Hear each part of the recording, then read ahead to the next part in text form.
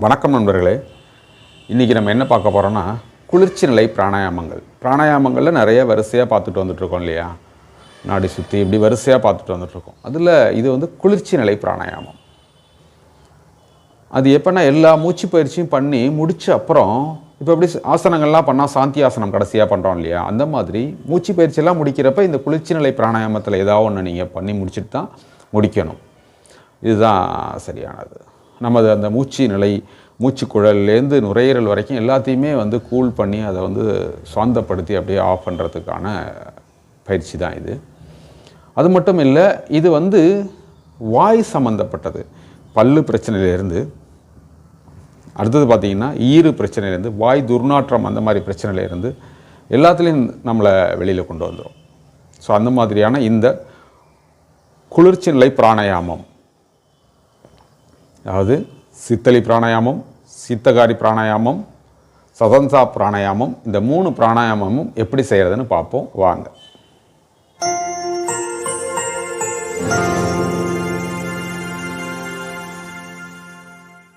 இந்த பிராணாயாமத்தில் என்னென்னா, மற்றதுல எல்லாம் மூக்காலை இழுத்து மூக்காலை விடுவோம், அடுத்தது சில இதில் வாயால் விடுவோம், மூக்காலை இழுத்து வாயால் விடுவோம். இந்த பிராணாயாமம் மட்டும் எப்படின்னா வாயால் இழுத்து மூக்காலை விட போகிறோம், அவ்வளோதான். வாயால் இழுத்துட்டு மூக்காலை விட போகிறோம். அப்போ நாக்கை வெவ்வேறு பொசிஷனில் கொண்டு போகிறப்ப அந்த இது வந்து மாறுது நமக்கு ஒவ்வொரு பேர், அவ்வளோதான். முதல்ல இப்போ நம்ம பார்க்க போகிறது சீத்தளி பிராணாயாமம். சீத்தளிங்கிறது நாக்கை என்ன பண்ணுறீங்க, இப்படி நேராக நீட்டக்கூடாது, நாக்கை குழல் மாதிரி கொண்டு வந்துடணும்.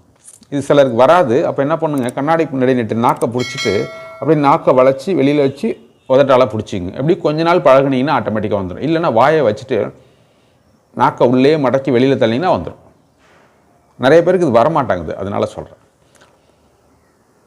நாக்கை அப்படி சுருட்டிடணும். இது வழியாக காற்றை உள்ளே இழுக்க போகிறோம். ஒரு சத்தத்தோடு போகும். எடுத்துட்டு வாயை மூடிடணும்.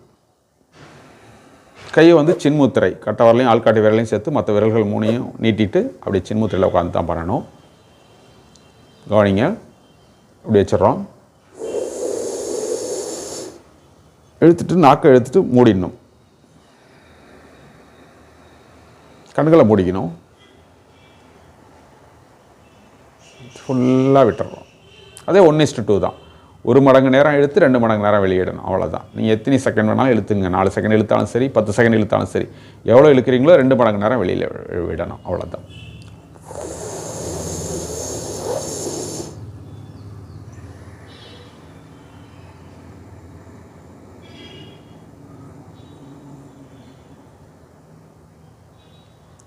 கண்களை மூடிட்டு மூச்சு இழுக்கிறப்ப உடம்பு ஃபுல்லாக ஆக்சிஜன் நிறையிற மாதிரி ஃபீல் பண்ணுங்கள். விடுறப்ப மேலேருந்து எல்லாம் அப்படியே குறைஞ்சி ஃபுல்லாக போகிற மாதிரி, குறையிற மாதிரி அப்படியே மனசால் ஃபீல் பண்ணுங்கள், அவ்வளோதான். நினைங்க. அப்படியே கண்களை மூடிங்க.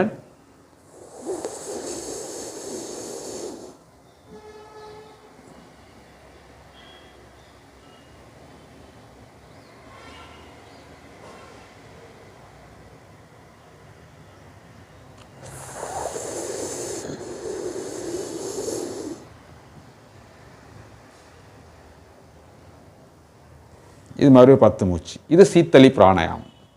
இப்போ பார்க்க போகிறது சீத்தகாரி பிராணாயாமம். சீத்தகாரி பிராணாயாமம் எப்படின்னா, இது பல்லுக்கெல்லாம் ரொம்ப நல்லது. இந்த பிராணாயாமம் அப்படியே நாக்கை மடக்கி உள்ளே வச்சு மேல் அன்னத்தில் நாக்கு இருக்கணும், அப்படியே வாயை மூடிடணும், உதட்டை மட்டும் பிரிச்சிடணும். அப்படியே மூச்சை இழுக்கிறப்ப நாக்கோட 2 சைடால் உள்ளே போகும் மூச்சு. இழுத்துட்டு வாயை மூடிட்டு மூக்கால் மூச்சை வெளியில் விடுறோம். அதே எண்ணிக்கை, அதே மூச்சு நிலை, அப்படியே. அதில் ஒன்றும் மாற்றம் இல்லை. நாக்கை மட்டும் மாற்றிக்கிறோம். வெளியில் தள்ளின நாக்கை இப்போ உள்ளே மடக்கி உள்நோக்கி வச்சிடறோம், அவ்வளோதான். அப்படி மூச்சை இழுத்தீங்க அப்படின்னா அது பேர் சித்தகாரி பிராணாயாமம். அதை பண்ணலாம். இது 2வது.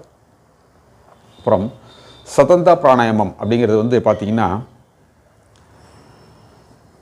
பல்லை அப்படியே கடிச்சிங்க, அவ்வளோதான். பல் மூலியமாக இழுக்கிறது மூச்சை.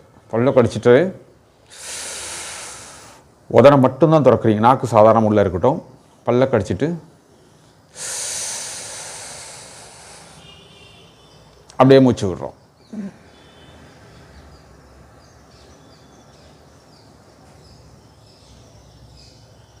இப்படி பண்ணுறோம்.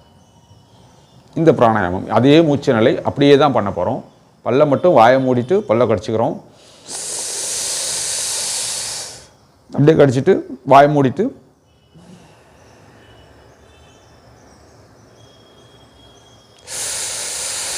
இப்போ அந்த பல்லில் உள்ள கேப்லாம் இருக்கு இல்லையா, அது வழியால் காற்று ரொம்ப வேகமாக உள்ள அப்படியே சில்லுன்னு உள்ளே போகும். அதுதான் அதை அப்படியே ஃபாலோ பண்ணணும். இதே மாதிரி ஒரு 10 இல்லைனா 20 வரைக்கும் பண்ணலாம். 10 மூச்சு இழுத்து 10 மூச்சு விடுறது, இல்லைனா அதிகபட்சம் 20 மூச்சு இழுத்து 20 மூச்சு. இப்போ இந்த 3த்தையும் பண்ணலாம். முதல்ல நாக்கை சுருட்டி வச்சுட்டு பண்ணுறது, அதில் ஒரு 20 மூச்சு. அப்படி இல்லைன்னா அதை முடிச்சுட்டு அடுத்தது நாக்கை உள்நோக்கி மடித்து வச்சுட்டு அப்படி இழுக்கிற மூச்சு, அதில் ஒரு 20. அடுத்தது பல்லை கடிச்சிட்டு பல் வழியாக காற்றெல்லாம் போகிற மாதிரி இந்த 3 வகைகளையும் 20 மூச்சு பண்ணிங்க அப்படின்னா இது வந்து உடலையும் கூல் பண்ணும். ஒன்று குளிர்ச்சி ஆக்கிடும் உடம்பை. ரொம்ப அதிக உடம்பு ஹீட்லேயே இருக்கிறவங்களாம் இது அதிகம் பண்ணலாம். ஒன்று வாயில் பிரச்சனைகள் இருக்கிறவங்க பண்ணுறது, அதாவது வாய் துர்நாற்றத்துலேருந்து பல் சம்மந்தப்பட்ட பிரச்சனையிலேருந்து ஈறு சம்மந்தப்பட்ட பிரச்சனையிலேருந்து உள்ளவங்க இதை பண்ணலாம்.